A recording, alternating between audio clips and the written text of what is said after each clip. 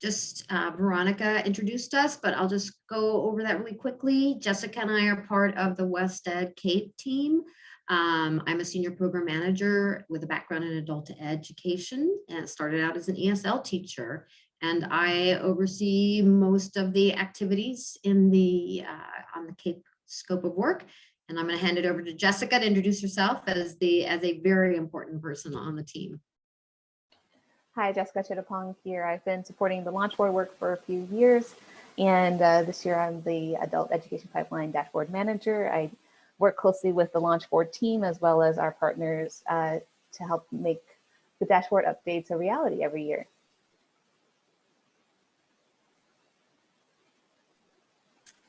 Thank you. I just want to quickly go over the agenda. We're going to do a little introduction. It'll just be a fun little activity as a sidebar in the chat.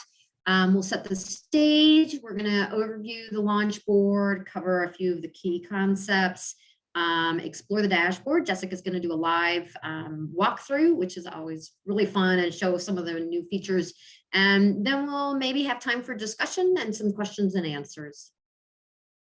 Just as a quick check-in, we know there are quite a few webinars being offered over the past few months, so we wanted to make sure that this is an overview of the AEP dashboard. We've done a couple on coding and digging into new metrics.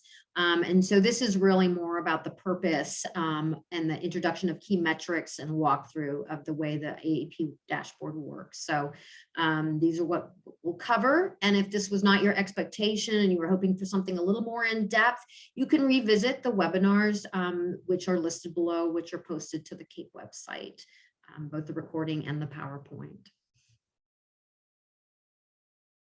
So really quickly, I saw a lot of you typing your name and institution to the chat. We'd also love to know what your favorite data point is. For example, you know, my name's Blair, I'm with WestEd, and currently my favorite data point is the number of women completing a workforce milestone, because I'm really have been looking at the data, and it's really fascinating to me how data breaks down by gender. And so just if you take a minute to type that in, we'll get a quick read on where we are, and it'll set our brains for going through some data.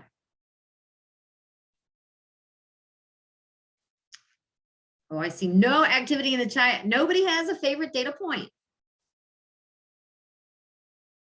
All right, well, we hope that someone will talk about data, education progress. Thank you, Ed, appreciate it. GED completers, yes, I think that's really important for all of us. Women entering apprenticeships, perfect. Transitions, super. Enrollment, yes, boring, but it is essential, right? None of our programming would go without enrollment. And transitions to credit, we all know how important that is. So, all right, thank you. Now we're all thinking about metrics that we're going to see coming up. Appreciate it. Milestones, perfect. So also to set our space is that in brief, the adult education pipeline serves multiple audiences. It serves administrators, consortium leaders, practitioners, policymakers, and we've really developed it to explore questions we have about the system, about our learners and our programs. And it's also been developed to support program planning, which is particularly useful, as the dashboard identifies key aspects of the learner journey from enrollment to transitions, educational gains, and employment outcomes. And it's really important, and we like to say upfront that the LaunchBoard, the Adult Education Pipeline Dashboard, is not real-time data. Right? It's purposeful that we're not collecting this in real time, because we're required to go through particular processes to ensure reliability and validity. And we hear all the time that the data isn't, you know, we're not getting it in a timely fashion. This is a different purpose for this, for the AEP.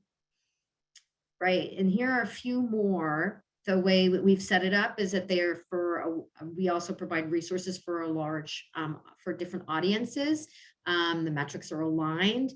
We include different kinds of data, and Jessica's really going to cover this. And we are the source of where non-credit and K-12 adult education student data gets merged, so that you can have a full picture of what your consortium is working on.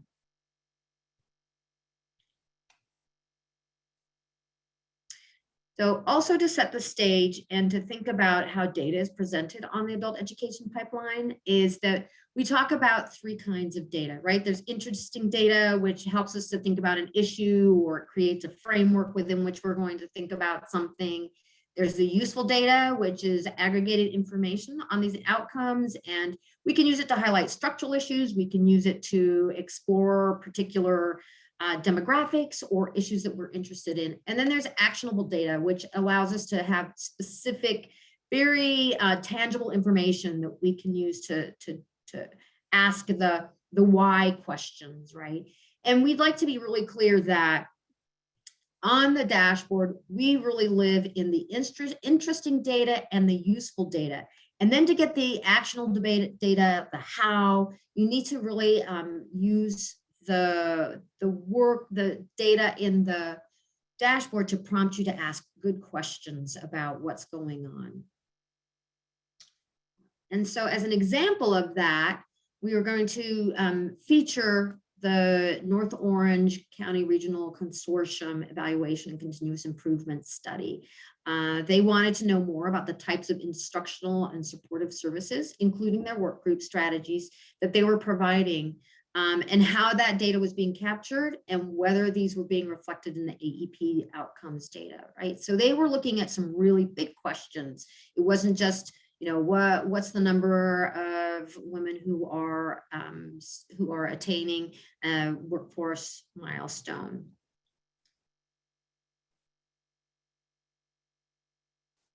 But you'll notice that in framing their evaluation, their first stop to understanding the work they were doing was to look at the CAEP outcomes, to set a bar and help them to identify areas where they may have wanted to further target their efforts. So in other words, they use the CAEP data as interesting data and useful data to prompt them to narrow and explore their consortium activities a little more deeply, right? So they took a wide and then they narrowed in. But as we were saying up front, the data, they also needed to dig into additional data. Here you can see the list on the left-hand side. You can see a list of the additional data resources that they use to fully inform their work. And the reason why we're talking about this up front is because we think it's important for you to know that the dashboard provides data on outcomes that can be viewed not in answering all the questions, but they offer time trends of achievements. They offer outcomes and results that demonstrate gains or possibly areas in need of attention, such as who's transitioning and to where in the employment or post-secondary. It offers demographics that help you better understand who you're serving and maybe who you are not serving. And it also helps to serve to guide your efforts in reporting continuous improvement and planning. And we've been trying to find out more about how people are using the adult education dashboard. And while NORC gives us a really rich example and deep example of how the AEP can be used to prompt questions and support evaluation, continuous improvement efforts, there are other functions how people are using the AEP to support their consortia work. For example, people will tell us that they use it in many different ways that highlights data from the adult education to explain how data from TE and MIS are summarized in different ways on the adult education pipeline. And it can also help inform enrollment growth, understand our successes, transitions, and numbers. And you can see some of the additional responses that we've actually received from people in the field and how they expand it out to compare it to other resources, such as the local census data. I think that is my big plug for how you want to use the adult education pipeline. And then we'll dig in a little bit more. I'm going to turn it over to Jessica. Thanks, Blair. So this presentation is really meant to give an overview of the adult education pipeline. And as part of that, I'd love to talk about how it fits into the LaunchBoard suite of data dashboards. So Blair, if you could go to the next slide. So LaunchBoard is actually made up of many different data dashboards, which are open to the public and anyone can access it. I just wanted to point out it takes a lot of effort and there's a lot of people involved with putting these data dashboards together. At West Ed, we have a whole LaunchBoard team devoted to this, namely my colleague, Karen Beltramo is the main brains behind everything. And she brings to make sure that all the data sources across the different data dashboards are right and they make sense and are aligned with each other. So I just wanted to give a shout out to her. We also work closely with our data science and coding partners at Education Results Partnership to bring our data metrics to life here. We also rely on folks from the field and from researchers like the RP group to inform our decision making when we incorporate these data metrics together. So I just wanted to say that, and it's LaunchBoard is available for you. You can just Google LaunchBoard CalPass Plus, and you'll be able to find that on Google. And if you see at the left-hand side, you see Adult Education Pipeline right there. So next slide, Blair. So the purpose of the LaunchBoard is really to provide a place for people to access a lot of different data sources together and use that information to help with planning and decision making. And these are a few questions that can get answered by the data dashboards here. I'm not going to spend too much time on that because I do really want to focus on the adult education pipeline. So if we go to the next slide, Claire, the LaunchBoard tools can be divided up into a couple different buckets, and we've separated them out to really tools that can be used for planning purposes and tools that were developed specifically for accountability reporting. And the adult education pipeline is in the planning tools side of things, because not only you can look at the data at each program level. For our outcome metrics, you can look at outcomes by different types of the CAEP programs. At the community college pipeline, you can take that a step further and look at outcomes by top codes as well as by sectors. So that's kind of the level of detail you get in these planning tools that aren't included in the accountability tools, where we're really focused on providing values to report to the state. Next, yeah. So just to highlight the different data sources that are used in the LaunchBoard, we are putting together a lot of different types of data resources and putting them into the dashboard every year. And the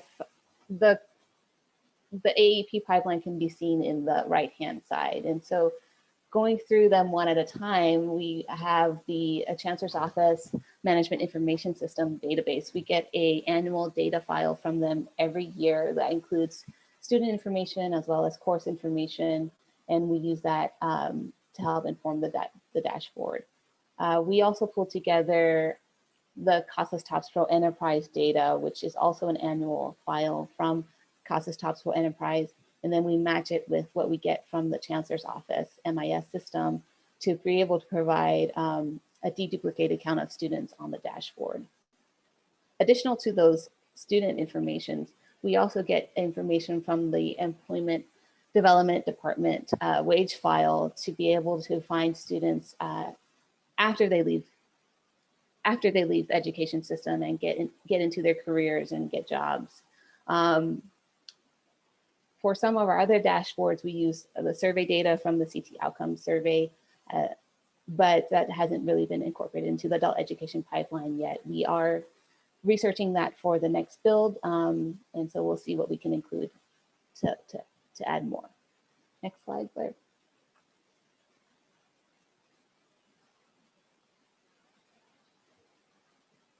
So then this is where I wanted to highlight how the two data systems work together. As I mentioned before, on the community college side, we're getting everything from the Chancellor's Office Management Information System. That is part of the regular reporting process. There's no additional work for CAEP reporting specifically, so we just get that data pool. On the K-12 adult school side of things, the K-12 adult schools load in their student as well as their pre and post test information into CASAS TOPS Pro Enterprise, and we get an export of that.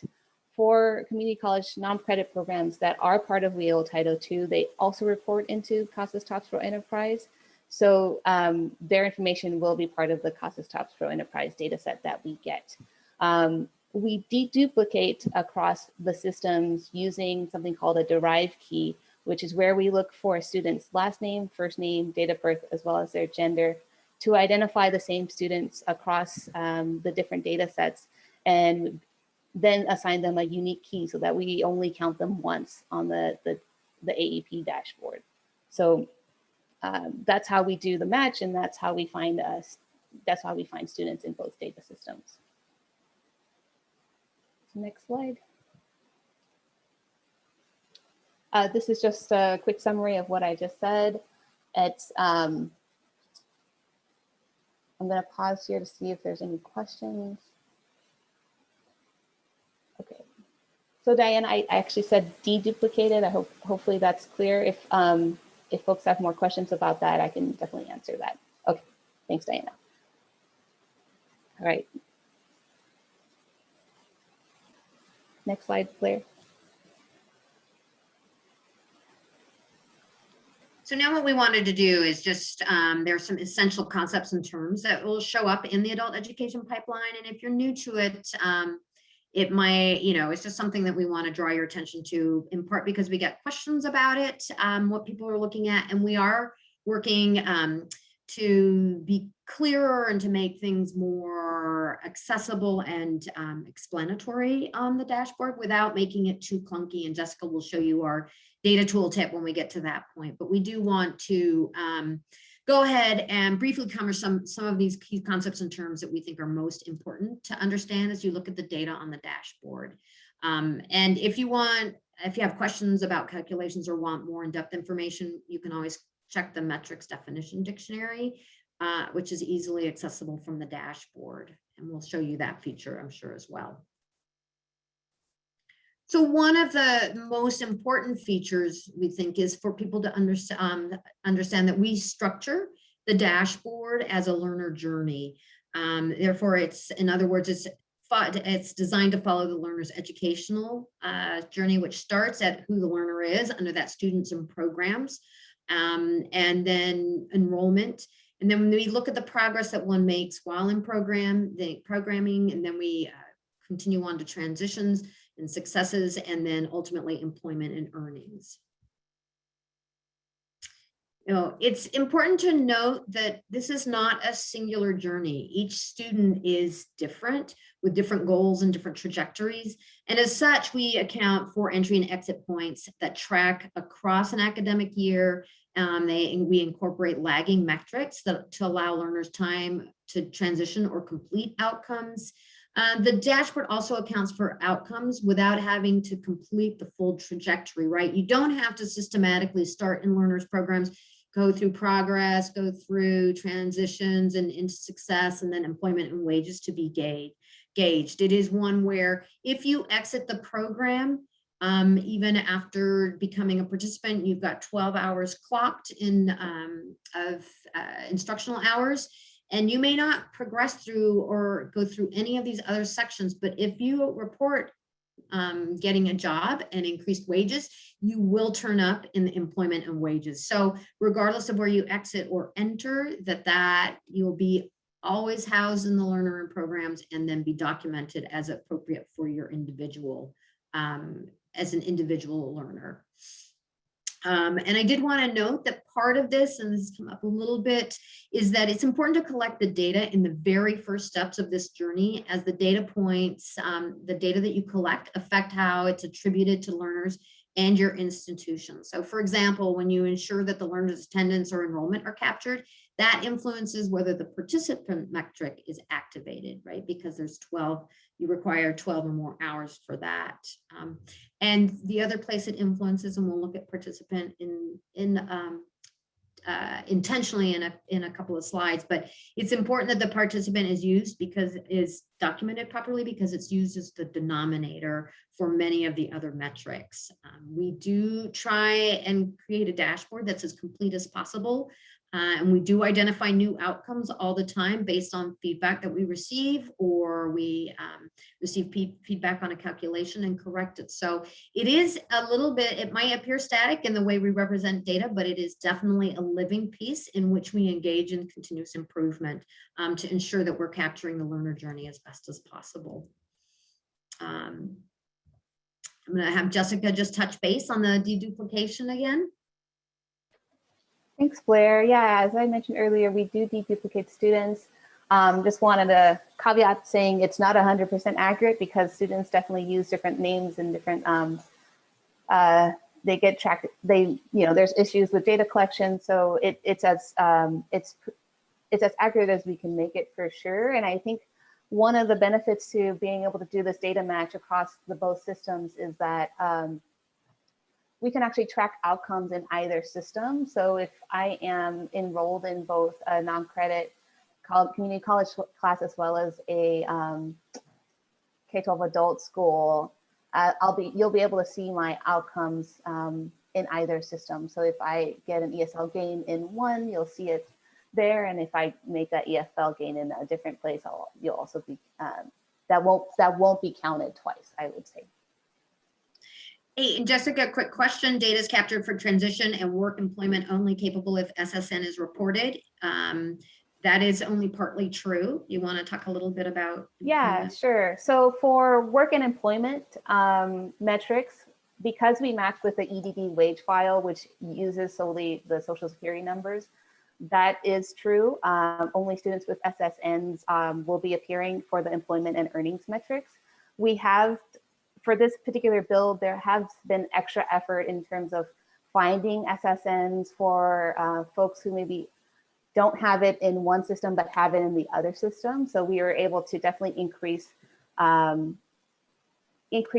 students with SSN using additional methodology that way. So hopefully you'll see an improvement this year from last year. For transition metrics, we can track that without an SSN. So for transition, because we're focused on transitioning from usually the K-12 system into the community college system or into CTE, we can do that by looking at student information as well as course enrollments. So that's how we do transition. So it's course enrollment and not really related to Social Security number. But we do collect, there's a question about SSN from MIS. Yes, we collect SSN from MIS, but we also collect it from CASA's TOPS Pro. So we, again, try and make our representation of learners on the dashboard as representative as possible. Thanks. Okay, there's no further questions. Okay. We just also want to talk a little bit about the concept of a denominator and a numerator for each of these metrics. So the denominator is essentially what I like to call the student universe. Of this pool of students, we're going to be counting the outcome for these particular students. So as Blair has written out here, so the example here is for the educational functioning level. So for the denominator, we really only are looking at participants who met the 12-hour threshold. That's how you become a participant. And then we're only looking at students in these three programs: English as second language, adult basic education, as well as adult secondary education. And that's because of how the requirements for the pre and post testing, I believe, for this particular metric, the educational functioning levels. So from that universe of students, then we're looking at who actually met the criteria. So who actually gained an educational functioning level, either by looking at their pre and post test or through course progression on the community college side using the CP21 code. So again, we're looking at course enrollment there. So when you look at a metric and you're looking at the different numbers, just keep in mind as to what is the denominator here, what is the student universe, and that'll help you kind of make sense of the chart a little bit more. Okay. No questions? All right, and so just a quick summary of some of our main foundational student categories. So the first is the reportable individual. That is really, we're talking about students you've ever touched. So the way we count the reportable individuals is either they received one or more hours of instruction, or they received any type of service, and it's meant to be specifically non-credit service, student services from the college side, and then any type of service on the CASA side. And so we're counting everyone that's getting support as part of the reportable individuals. On the flip side, we have participants who have to meet the 12-hour threshold for instructional hours. And that's just so we know that this is a participant. They've received services, but they also are engaged in the education at either system. The participant is the mainly used denominator for our outcome metrics on the adult education pipeline. So if you're going to meet an outcome, we want to count those students who have invested the hours for that particular year. These hours are cumulative across CAEP program areas. So I can be an ESL student and a CTE student and then get 6 hours from each and be counted as a participant. And we're looking across the K-12 adult schools or across the colleges to look at these, to look at students who met this hour threshold. So it doesn't have to happen at one particular college or institution. Okay. So this is the last thing I'm going to talk about before I jump into the dashboard, so bear with me. As part of the dashboard, we have something called a lagging metric. So that means there'll be some years where the data aren't available yet. So this usually happens for our completion metric. So for the adult education pipeline, particularly looking at completion of a credit certificate, for example, we usually give students additional time to complete it. For example, we give them this year as well as the following year before we count that outcome. And so that means that we can't count that outcome for the latest year's data available. For the employment and earnings metric, we actually wait to see if the student has fully exited the both the CASA system as well as the community college system before we count them in the employment and earnings metrics, because we don't want to count students who are still getting services or getting an education in that process, because we feel like they maybe haven't fully transitioned yet. So to really check if they've exited the system, we have to wait a year to see if they show up. And so this is a quick version of the timeline that we would follow for these employment and earnings metrics. So we get the data early spring, and then we publish the data, and then the student exits that spring. Then we wait for the data to come in again and to verify whether or not they are enrolled or not enrolled. And so that's kind of how we do lagging metrics for employment and earnings specifically.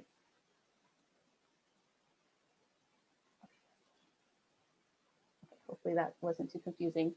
All right, so this is the homepage of the adult education pipeline. This is what you'll see. This is going to be our launching point. So I wanted to talk about how you can use this as a way to quickly navigate that a little bit later during our demo. So this is really just a super high level overview. Hovering over these charts will provide you with more information, but this is really just to whet your appetite. So if we go to the next slide, Blair. Thanks. So I'm gonna switch over to my web page.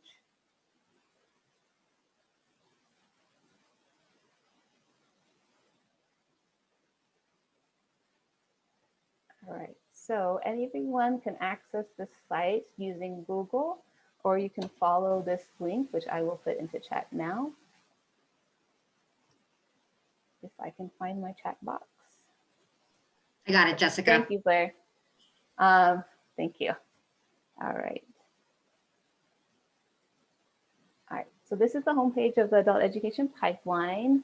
It's open access, so anyone can get to this. Everyone can view all of the data on here. From this homepage, the first step you'll do is make a selection. If you are really gung-ho and are very interested in your specific institution, the way to find your institution the quickest is to just click the second box here and just type in a name. And the box here will automatically find the selection that you're searching for. So this search feature is very useful And if you want to quickly look up your institution, definitely use that. You can look at information at the statewide level as well. You can look at every region. You can look at your consortia view, and you can look at community college districts. So at each locale, we're rolling up the data so that, again, students are deduplicated at different locales, and you could look at the data in any slice that you like. So we're going to stay with the statewide data for now, and then we can select the year 2019-2020 as the most recent year available. You'll see here that we have the data going back to 2016, 2017, and that's because that's actually the first year that we started receiving the CASAS TOPS Pro Enterprise data. So we wanted our trend lines to make sense, and so we've just made the decision to just include the 2016-2017 data up to what we have currently. So that's that. Keeping it at 1920 for now. If you do change your selection, please be sure to click the view button. That automatically updates the data in the dashboard, and your charts will be refreshed. For those purely interested in data, they don't really care about the charts at all, you can actually download the data in a couple of ways. The first way is through this export link here. The export link will download all metrics as well as all drill downs and disaggregations for whatever you selected in these 3 boxes. So I would, if I click this link, I would get a CSV export of the all metrics at the statewide level for the year 2018-2019. If I have time, I'll circle back to let you guys see what the export looks like. It is not for the faint of heart, so just be prepared. It's definitely for our researchers and our data geeks. So please bear that in mind if you go into that. Another place to access the data directly is this page where it says Export Consortium Data. This will take you to a different page, actually, where you can select your consortia and download all the metrics for all of the members in your consortia at the same time. And so that's usually very helpful for consortia planning and things like that. But again, it is going to be a dense CSV file when you download it, because it does include all metrics as well as the drill downs. So I'll leave that at that for our data folks. And then when you do look at the data, please be sure to reference the metric definition dictionary. This is where we have a lot of great information, and it's not just the calculations themselves. We also talk about the different drill downs and what's available, as well as the different caveats that are that we use, and obviously a list of the metrics and the data elements associated with them. And again, you can navigate to any of these with a click of a button from the top. So please, if you have some time, the metric definition dictionary is a good resource and should answer a lot of your data questions. Okay. So if I go back to 2019-2020, you'll see that the charts will update. And I just wanted to point out that we have transitions here and employment and earnings here. And the reason why it says select an earlier year is because they are lagging indicators, as we mentioned earlier. And so to see that, you would just go back 1 year and it should populate with last year's data. You can actually access the data on the education pipeline in different levels, depending on how engaged you want to be with the data. So you can just stop here. This is the main page.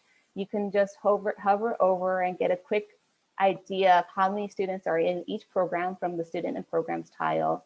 You can look at the progress tile here, and then just get some quick information that might be interesting to you.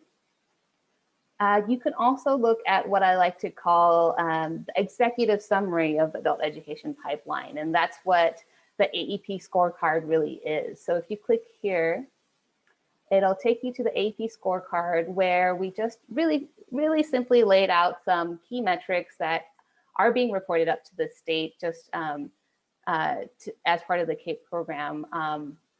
But you can quickly look at the list of metrics as well as just the numbers, just really quickly. And you can get a simple chart by just clicking this arrow button, and it'll expand into a new chart. And you'll see a timeline of that chart. And hovering over it will give you the exact numerator and denominator, as well as a percentage count, depending on if it's available or not. From this basic chart, you can also do our main drill down. Oops, sorry about that. I just clicked it.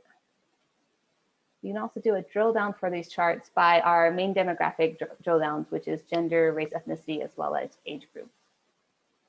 So clicking a drill down here will show you for the selected year the breakdown of participants who are female, male, and I think starting in this year, we have non-binary included as well. So this is really, again, I say the executive summary because it's a small subsection of our metrics available to you, but this is definitely what the state are looking at in terms of seeing the progress within the CAEP program. I'm going back to the home page now.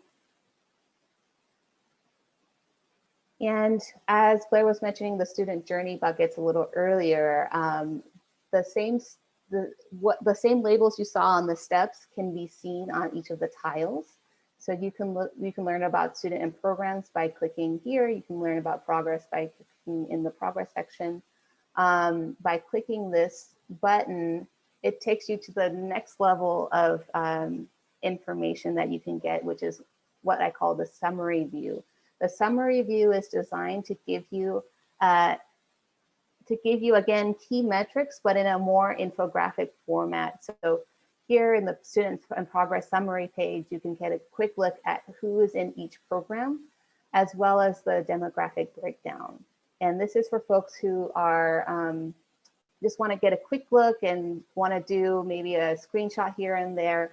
They can definitely come here and take a look at the high level information for that particular student journey. If we click detailed data pages here, this will take you to actually the full list of metrics within that student journey bucket. And so all the metrics will be listed on the left-hand corner here. And sometimes they're broken up into sections. So right now I'm looking at the program section. I can actually collapse and expand these different sections so I can look at all of the metrics that are available to me in this particular page. So by clicking on the left-hand side, the chart on the right-hand side will update, and it'll show you by default the time trend view. So we're looking at number of students with 12 or more contact hours, which is what we call participants. We'll see the time trend view here. Again, hovering over any chart will give you the additional information on the numerator and the denominator and whatnot. But scrolling down will also give you the data table, and it'll show you the count of participants here. As part of the chart, underneath each chart, it tells you exactly where we pulled this information from, how we made the calculations, are identified in these technical definition link. If you click the technical definition link, it'll bring you to the metric definition dictionary page. And if you give it a minute, it'll actually pop you down to that exact metric that you're looking at. And you can see how we calculate it both at the TOPS Pro side. So here we have the TOPS Pro. These are the data elements that they provide to us, and this is how we put it together. And then on the COMA side for the community college data set, these are the data elements that we use from the community college MIS data definition dictionary. And these are how we put things together and count them. And again, it looks super complicated, but the easiest way to read this is really the text in bold tells you what we're trying to accomplish. And then the text underneath are exactly how we put the different data elements together, kind of like how chemistry works. The different molecules come together, and that's how we accomplish. This is how we accomplish making this criteria happen. So that's a quick preview of how to read the metric definition dictionary at the metric level. On the chart itself, we've also included this little helper icon. So sometimes the metrics aren't really, maybe they're a little confusing, maybe they're a little vague. We've tried to provide some additional information here. So if you click the question mark button, a text box should open up and should give you a little bit more information here. Obviously, if it's still not enough, just send Blair an email. But this is a new feature. We're trying it out. Hopefully it'll be useful to people, but we would love to get feedback on if this toolbox is helpful, what kind of information would be more helpful, what kind of information was not really important at all. So we'd love to get your feedback on that. But this is available for all metrics now. And so just clicking that up will give you a little bit more information. If you feel stuck or if you feel like you don't really understand what this chart is telling you, feel free to click that question mark button. Again, for each chart, we actually have drill downs available to you. So on this particular chart, again, you can look at the time frame view, which we're looking at now. We can also look at it by the three main demographic drill downs: gender, race, ethnicity, and age group. So I'll click here. This will update to show you in the selected year, which is 1819. This is the race ethnicity breakdown by count. If you hover over here, you'll see all of them displayed together, as well as percentage of that particular category who met this outcome.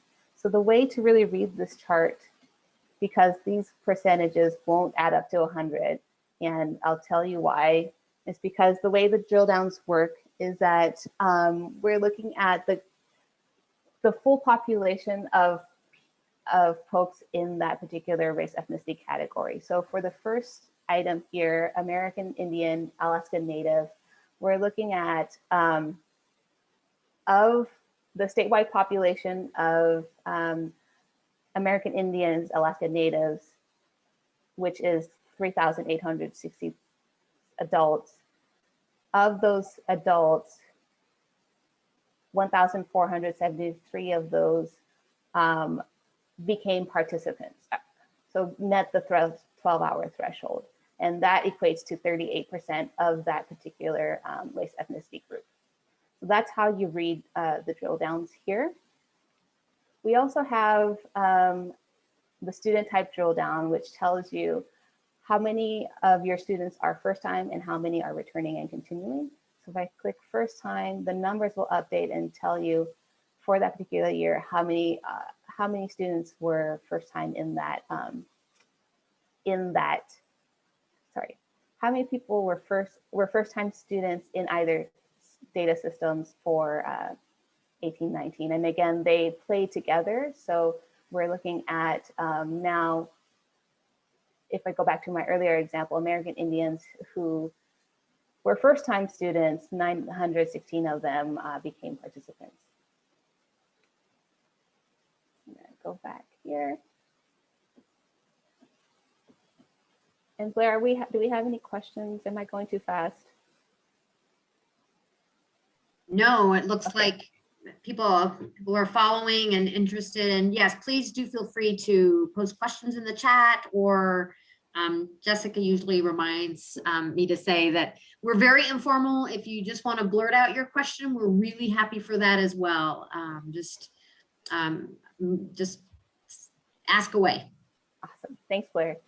So this is the last thing I want to show you on the dashboard, because I do want to have time for questions, is if I am exploring students and programs and I'm like, okay, I have a good understanding of students and programs now, but I want to jump to my progress metrics. How do I do that quickly without going to the home page? So the way to do that is actually click this little right-hand arrow here, and it'll jump you to the next student journey bucket. And you can go forwards and backwards using these two arrows. And so we've landed on the completed one or more educational and functioning levels here. And again, you'll see the time trend view be the default. We have an additional drill down here for program type, so you can break it down by the different program types as well. What I wanted to show you here is actually the detailed data comparison view. So the data comparison view only works at the detailed data page. So it won't work when you're looking at summary pages, but it'll work at the detailed data page, and it'll actually work for the scorecard page as well. So if you click this detailed data link, it'll pop up a secondary filter option where you can select a region to compare against or consortia. And we probably want to keep the same year just to make it the same. And if we click there, you'll see that we have now a secondary line that you can compare against the statewide. So you can compare statewide with regions, you compare regions to regions, consortia to consortia, institutions to institutions. And this is a great tool to use if you're interested in planning and seeing how other people are doing. And so you'll see the time trend view, but also this works at the drill down level as well. So you can exactly see for each category, what is the difference between the two selections here. And the data table underneath will always update based on how the chart looks. So hopefully that's a useful tool. I'm gonna stop it here unless folks really want to talk about something specifically on the dashboard.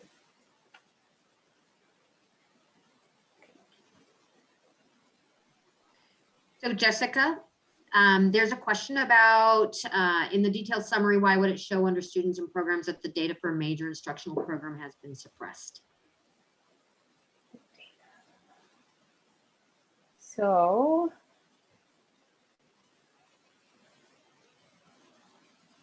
why would it show under the student program?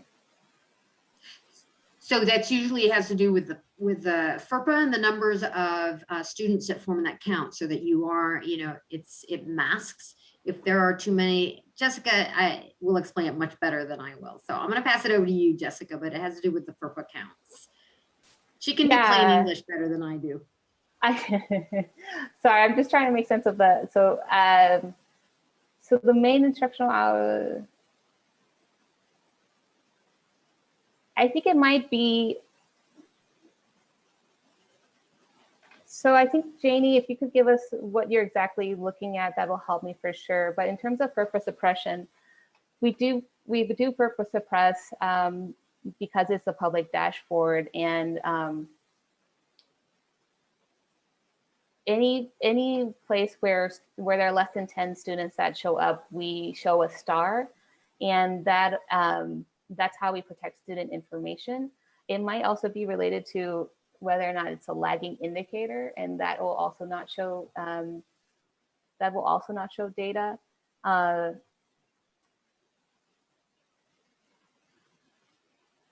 I'm sorry, Dana, I think I'm just not understanding your question well enough to answer it. She says it's under the detailed data tab for ASE participants. Okay, let me look at that. And Blair, if you want to keep going, because I know we're already short on time. We're short on time. So I'm just going to run through, these are just to reinforce some of what we were looking at. So we're going to just sort of hit a few of the key aspects that we were talking about. I'm going to use a student profile to guide us through the process of where to find the information on the AEP. So what we're really going to do is making the difference between getting in. And I want to just say that part of exploring the AEP data is getting in and playing with it. It's really a sandbox. You need to go in and make sense of it. We can walk through it, but until you really sort of dig around and see what the features are and what they mean to you, or what questions arise that you can send us, that it's really the way you want to explore this. But so just taking a look and say we're going to look at these categories: female, Latina, 2024, returning barriers, transitions to CTE employment, and then questions like how do our numbers compare and which institution might be a good collaborator. Those are all things that you'll find on the AEP dashboard. So for example, looking at those tiles, you would dig in for the students and programs when you're looking at the different demographic, where you're also going to find out, are they returning student, the barriers, you know, transitions to CTE will be under transition, and then employment obviously is going to be under employment. But remembering that there are all these different categories that fall under the buckets are where you want to find that information. So you can also, like just showed you, that you can drill down for more detailed information. There's the gender, race, ethnicity. You can get your program type, and then you can also figure out if you can disaggregate by returning or continuing or first-time student, all of which allows you to really begin to look at different cohorts of students.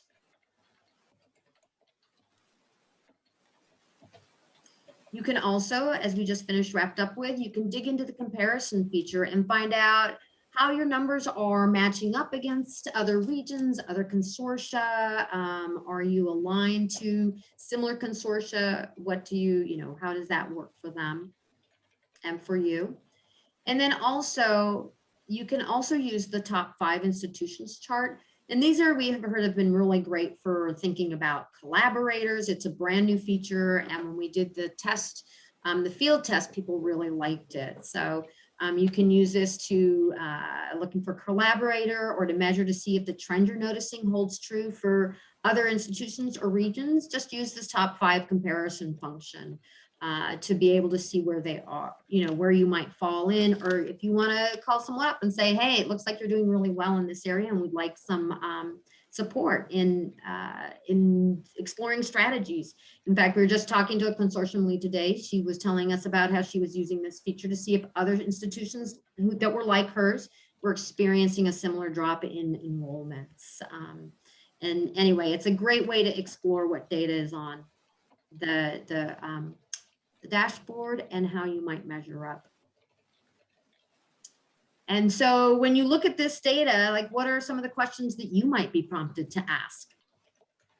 And that's what really we think that this is, the dashboard is all about. Yes, it provides you with information, but it also spurs you on to say, hey, what do I think about this cohort? What did our data show, and where do we want to go with that?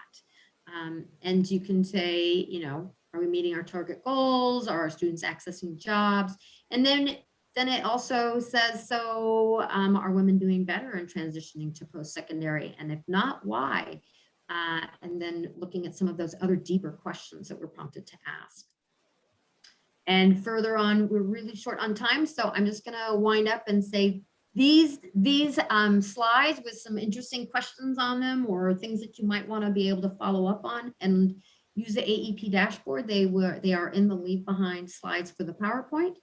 So feel free to explore them. And if as Jessica, she says, Blair, we're never going to get through all of that information, inclusive of the walking through the dashboard. So we thank you, but did want us to ask you if you have any other questions that you want to explore.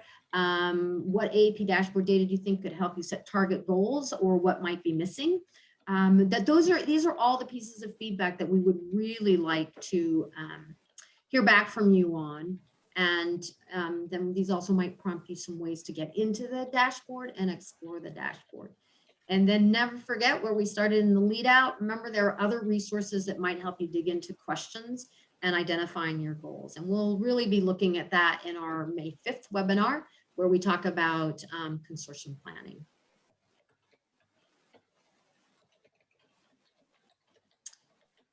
And are there any questions or answers? And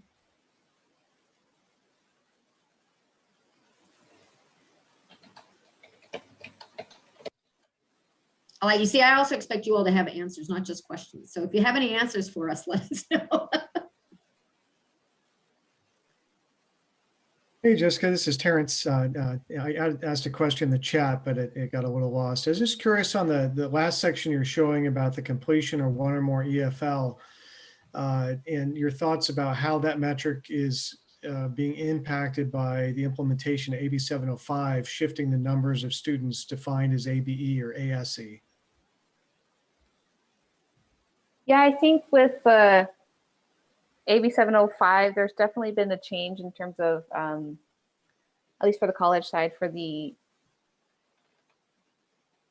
for how folks are tracking it, I think for now, I think the trend that spoke to me is just this year, is because it's fresh in my mind, is that I think COVID definitely impacted the results of that particular metric a little bit more.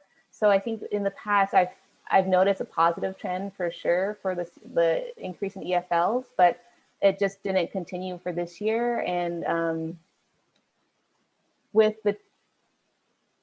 we've also included the SAO7 data element for the assessments for the community college side. So I feel like that helped us in terms of counting more students as well. And so I feel like people are slowly but surely changing how they're coding the classes for that. And I'm not sure if that answers your question. And I can just answer it in terms of the data that I'm seeing. And yeah. Does that help? Yeah, thank you. And then, yeah, because we just had the policy shift, but then, you know, giant pandemic that might have had an impact too. Exactly. So I can't really have I don't have a full answer for you right now. But it is a great point, Jessica, that we can wrap up with, is that the data on the dashboard is only as clean and as good as what people are collecting.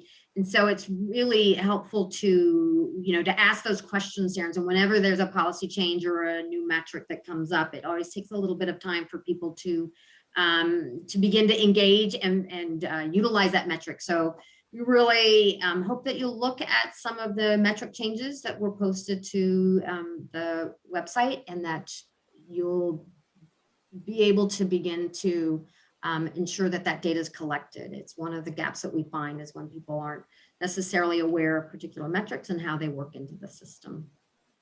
Yeah, and I just plug for Terrence specifically, we do have a CB21 EFL focused webinar coming up that Blair and Randy are leading. So hopefully that'll give you better discussions around that particular metric. Right, we are 1 minute past. Apologies, Veronica. If there are no further questions, we'll just say thank you very much for attending. We really appreciate it, your interest, and we know this is quick. Follow up with email, or we do smaller TA and professional development workshops. So you're welcome to contact us and reach out and schedule. We'll see if we can schedule something directly for you, your consortium, or your institution.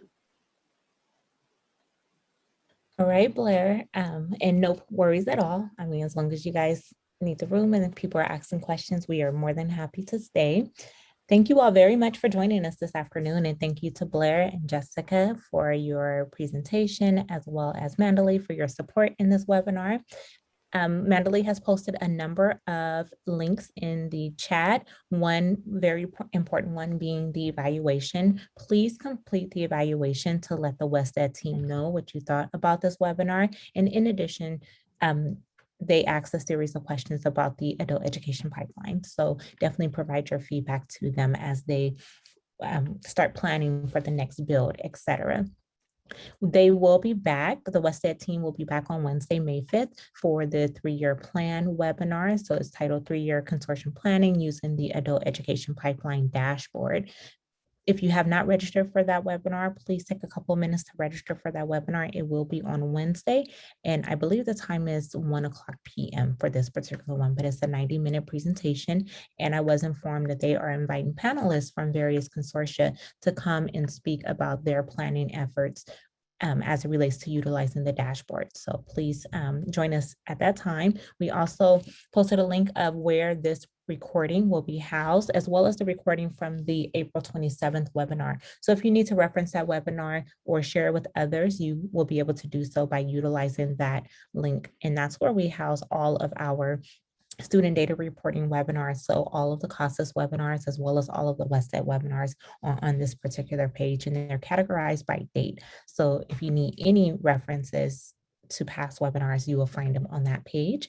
So again, thank you all very much for your time, your participation. You can anticipate receiving an email from TAP on Monday with the recording to this webinar, the PowerPoint presentation, as well as a link to the evaluation if you had not had a chance to complete it. So thank you all very much for your time, your participation, and we hope that everyone have a great weekend. See you next week. All right, goodbye.